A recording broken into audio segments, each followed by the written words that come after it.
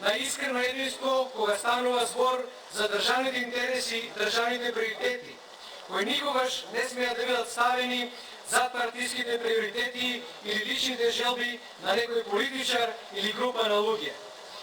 Повикувам на конструктивност на секој фактор и осудувам деструктивноста која некој сака да ја наметне како систем на делување.